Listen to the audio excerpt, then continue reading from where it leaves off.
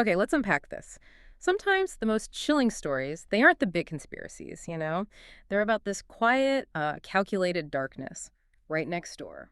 Today, we're taking a deep dive into a case just like that, focusing on the really harrowing murder of Lauren Giddings.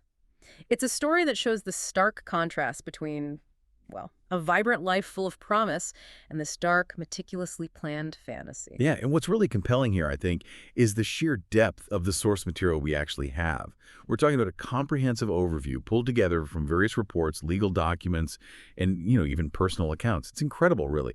It lets us piece together a pretty complete picture, from Lauren's very vibrant life to the meticulous planning and then the ultimate unraveling of the killer's dark fantasy. It almost seems inevitable in hindsight. So, our mission today is to help you navigate this. It's a complex story. We want to understand not just what happened, but that chilling why and the whole meticulous process behind it all.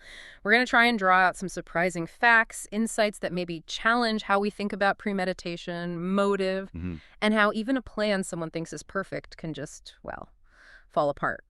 Okay, so at the heart of this tragedy was Lauren Teresa Giddings, born April 18th, 1984. She was only 27, and she was right on the cusp of this incredibly promising future. You really get a sense from the sources, just a life being lived, like fully. She had just graduated May 14th, 2011, with her Juris Doctorate from Mercer University's law school, Walter F. George School of Law. That's a huge achievement. Absolutely, a major milestone. And her plans were set. Move to Atlanta with her boyfriend David, take the bar exam, start her legal career, the whole path laid out. Before Mercer, she went to Agnes Scott College. Political science major, religious studies minor, even played softball. Sounds like she really excelled. She really did. And her leadership qualities, they definitely shone through at Mercer Law, too. She was president of the Federalist Society there. That's a pretty prominent conservative legal group. Right. So that shows her ambition, her intellect. Definitely. And everyone described her the same way. Vibrant, outgoing, a real people person. Her mother, Karen, said something so poignant. She said Lauren lived more in her 27 years than most people do in 100. Just heartbreaking. The last time anyone saw her, officially, was just a normal moment. Zaxby's drive-through camera, 6:30 p.m., Saturday, June 25th, 2011. Just an ordinary evening. And that's exactly where this stark contrast really starts to emerge. It's where you see the collision course forming. Right. Lauren's life, it was all about dedication, connection, success. Her killer, Stephen McDaniel, well, he was her next-door neighbor, a classmate at Mercer Law. And he was described very differently. Socially awkward, academically average at best. And this isn't just like a side note. It feels central to the motive. Right. So if Stephen's struggling, maybe feeling inadequate, and Lauren's right there, thriving, was her success like a constant reminder for him, a painful one? Did he maybe see her achievements not just as a reminder, but, I don't know, almost like a personal affront, a threat to his own ego? That's exactly the thinking here, based on the analysis. Lauren's success, her social life, her bright future, it all became this constant, painful reminder of his own perceived inadequacies.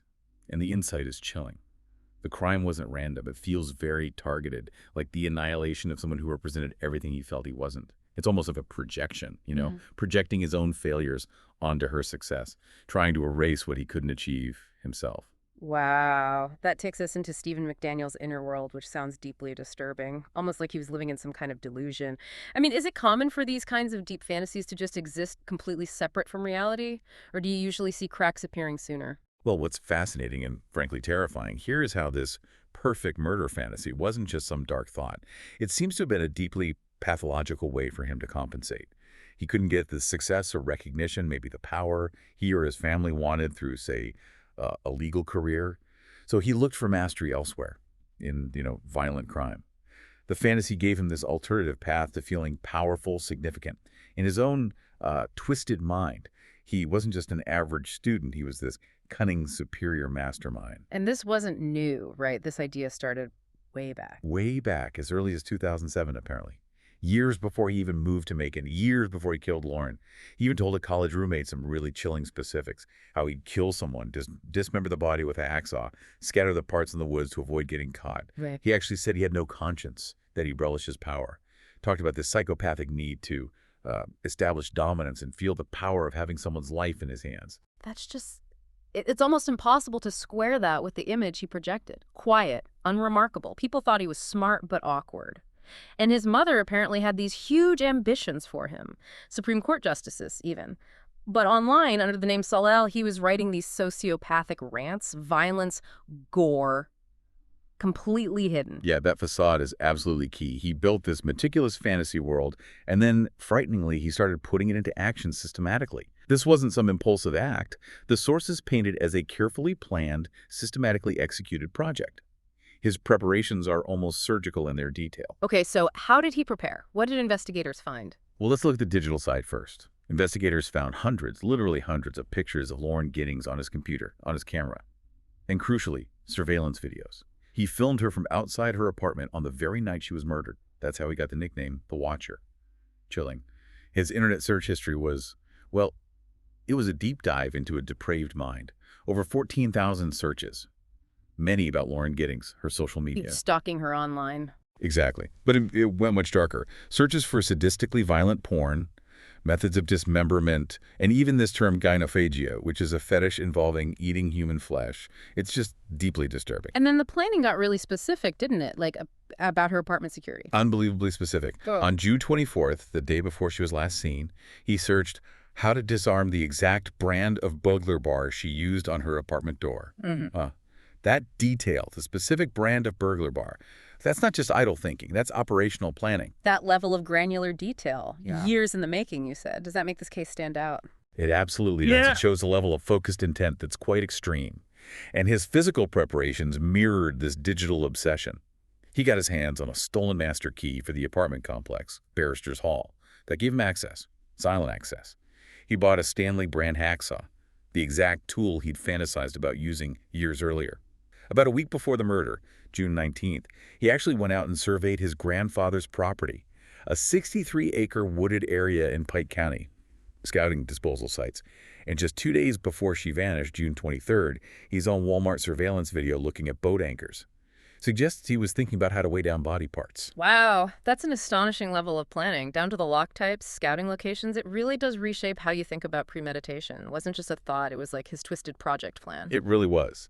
And then, inevitably, that chilling plan collided with reality. The details of the crime itself, they came from McDaniel's own confession, right? That was part of his plea deal. The attack happened early Sunday morning, June 26, around 4:30 a.m. He used that stolen master key, wore a mask, gloves, slipped into her apartment silently, went into her bedroom, and stood over her while she slept. When she woke up, he strangled her with his bare hands.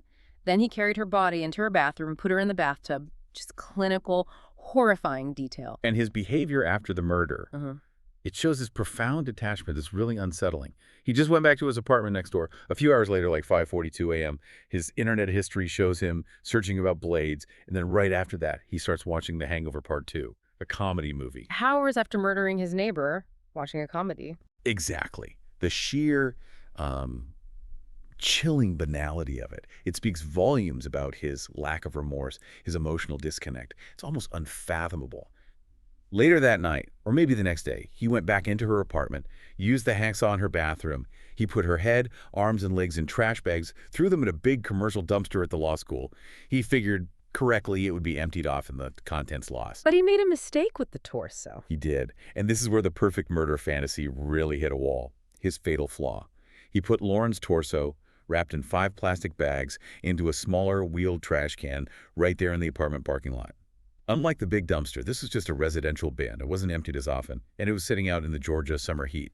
It's not just a logistical error. It feels like a huge psychological blind spot. The meticulous planner, undone by a regular trash can, it just exposes this massive gap between his fantasy of being some criminal mastermind and his, well, practical execution. So even with all that planning, years of it, one critical error, leaving the largest part of her body where it was gone to be found, basically. Precisely. It unraveled everything. So for 4 days, nothing. Then Thursday, June 30th, Lauren's friends, her family, they're getting really worried, haven't heard from her. They go to her apartment, and McDaniel, playing the concerned neighbor, actually comes out, which was apparently unusual for him, feigning concern. Missing person report gets filed.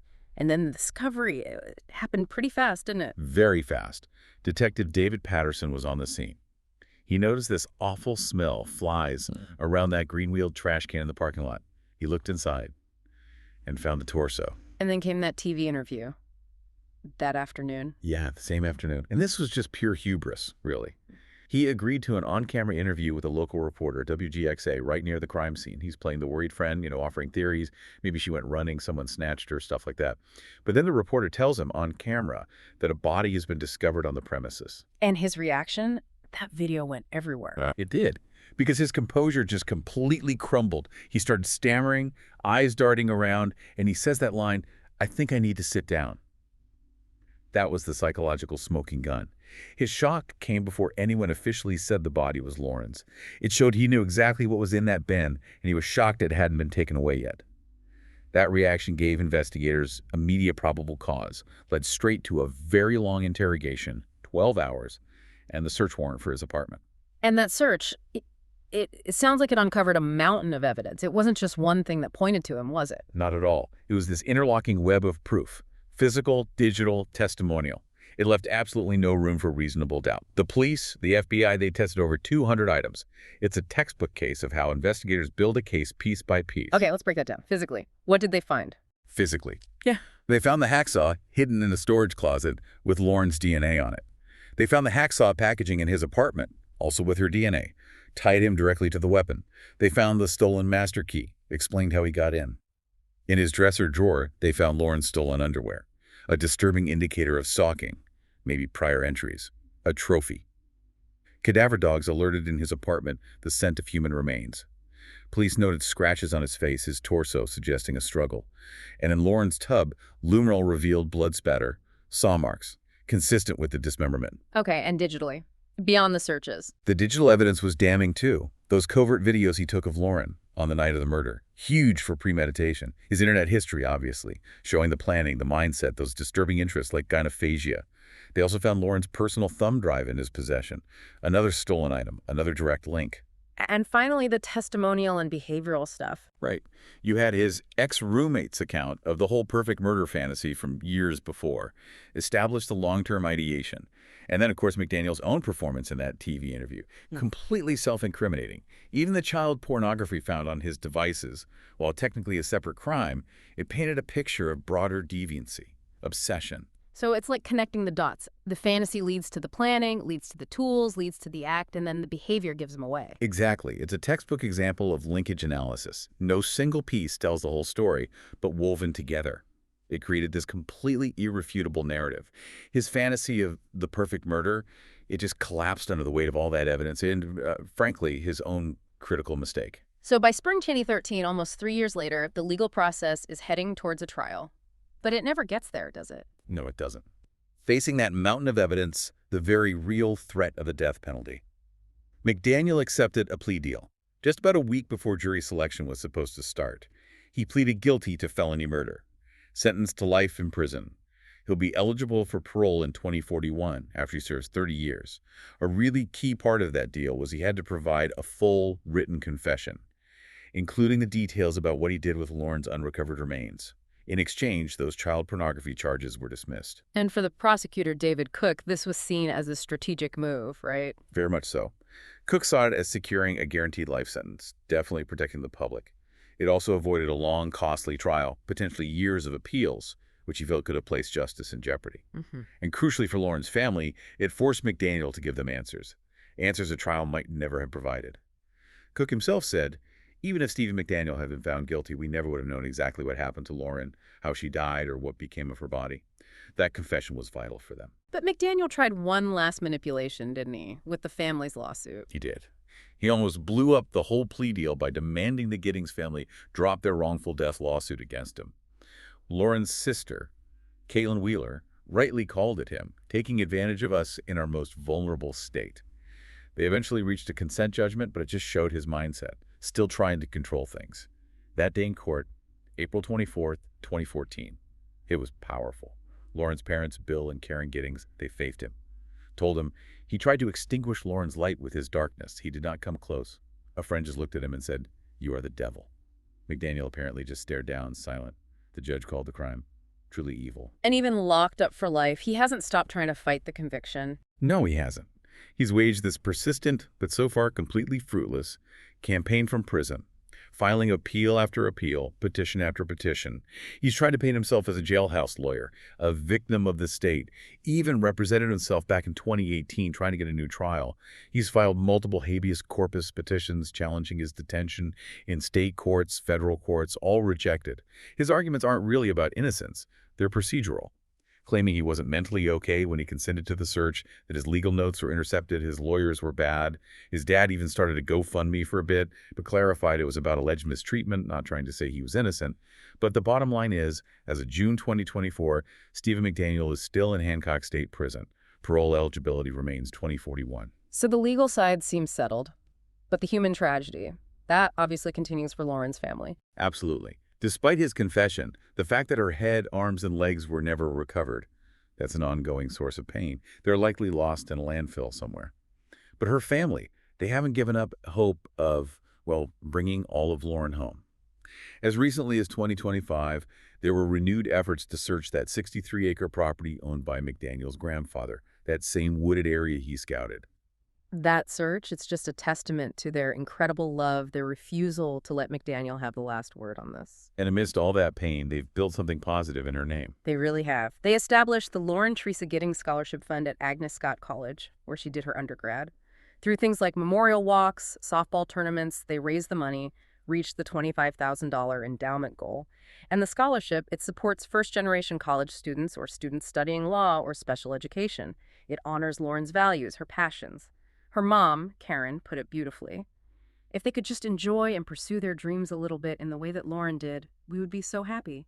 It's about carrying her spirit forward. Yeah. Lauren's story, ultimately, it isn't defined by the darkness of her killer, is it? It's defined by the marks she left, the love of the people who remember her, who carry her spirit. Her light really does continue to shine through that scholarship fund, a testament to a life that was lived well, even if cut short, a spirit that, well, couldn't be extinguished. And it really makes you think. It raises this important question for all of us, maybe. In a world where people can cultivate these incredibly dark fantasies, often hidden right behind these unremarkable masks, how do communities even begin to protect themselves? And what does it tell us about the hidden worlds that might exist right beside our own? That's a heavy thought to end on. We hope this deep dive has given you, our listeners, a clearer, maybe more informed perspective on this incredibly complex and tragic case. We definitely encourage you to reflect on what you've heard and maybe explore more about the resilience of the human spirit like Lauren's family shows, even when facing just unspeakable loss.